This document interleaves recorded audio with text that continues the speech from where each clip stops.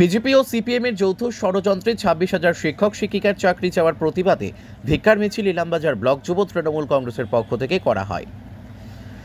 BJP এবং CPM এর যৌথ ষড়যন্ত্রে 26,000 শিক্ষক শিক্ষিকার চাকরি যাওয়ার প্রতিবাদে ধিক্কার মিছিল নিয়ে আজ বীরভূমের ইলামবাজারে তৃণমূল কংগ্রেসে পথে নেমেছে। মহামান্য সুপ্রিম কোর্টের রায়ে 26,000 শিক্ষক শিক্ষিকা ও অশিক্ষক কর্মচারী চাকরি হারিয়েছেন, আর এই নিয়ে বিভিন্ন রাজনৈতিক দলগুলি শুরু করেছে চাপানোতর। বিজেপি বলছে শাসক তৃণমূল কংগ্রেস এই চাকরি যাওয়ার জন্য একমাত্র দায়ী। অন্যদিকে শাসক তৃণমূল কংগ্রেস শিক্ষকদের চাকরি যাওয়ায় বিজেপি ও সিপিএম এর দিকে আঙ্গুল তুলেছে। এই নিয়ে দিশেহারা সদ্য চাকরিহারা শিক্ষক ও শিক্ষাকর্মীরা। বীরভূমের ইলামবাজার ব্লক যুব তৃণমূল কংগ্রেসের পক্ষ থেকে 26,000 শিক্ষক শিক্ষিকার চাকরি যাওয়ার প্রতিবাদে আজ 11ই এপ্রিল ইলামবাজার ব্লক যুব তৃণমূল কংগ্রেসের পথে নেমেছে। বিজেপি এবং সিপিআইএম এর ষড়যন্ত্রে এমনই এক কার্যকলাপ হয়েছে বলেই তারা স্লোগান তোলেন। এই মিছিলে নেতৃত্ব দেন ক্ষুদ্র বস্ত্র কুটির শিল্প মন্ত্রী চন্দ্রনাথ সিনহা, ইলামবাজার ব্লক তৃণমূল কংগ্রেসের সভাপতি ফজলুর রহমান, জেলা পরিষদের মৎস্য ও প্রাণী সম্পদের কর্মাধ্যক্ষ রবি মুর্মু, ইলামবাজার পঞ্চায়েত সমিতির সহ সভাপতি দুলাল চন্দ্র রায় সহ ব্লকের বিভিন্ন অঞ্চলের তৃণমূল কংগ্রেসের কর্মীরা ও অগণিত সাধারণ মানুষ। ইলামবাজার থেকে জয়ন্ত মণ্ডলের রিপোর্ট, এস নিউজ বাংলা।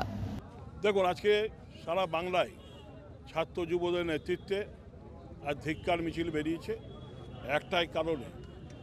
এই ধিক্কার সিপিএম বিজেপির বিরুদ্ধে ধিক্কার। তারা যেভাবে নক্কারজনকভাবে ষড়যন্ত্র করে বাংলার পরিবেশকে দূষিত করার চেষ্টা করছে, তার বিরুদ্ধে আজকে বাংলা ছাত্র যুব তারা রাস্তায় নেমেছে। তারা পরিষ্কার, আমাদের কথা একটাই, যে যোগ্য যে ছেলেরা, যোগ্য যে ছেলেমেয়েরা তারা চাকরি পেয়েছিল তাদের পুনর্বহাল করতে হবে এবং সুপ্রিম কোর্টের যে রায়, সে রায়কে মান্যতা দিয়ে মাননীয় মুখ্যমন্ত্রী দায়িত্ব নিয়েছেন।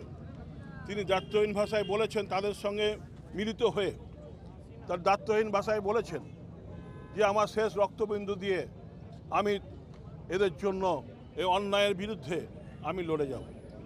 এবং তিনি আশ্বাস দিয়েছেন যে যোগ্য যারা আছে তাদের ব্যবস্থা তিনি দায়িত্ব নিয়ে করবেন, সে আশ্বাসও দিয়েছেন। তাদেরকে বলতে চাই যে যারা যে চক্রান্ত করে যোগ্য শিক্ষকদের যারা চাকরিচ্যুত করেছে, তারা আজকে মিথ্যাভাবে মুখোশ পরে তাদের কাছে মায়াকান্না কানতে আসছে।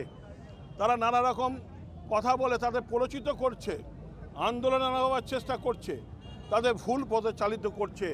তাই আমাদের বক্তব্য একটাই, যে চক্রান্তের শিকার হবেন না।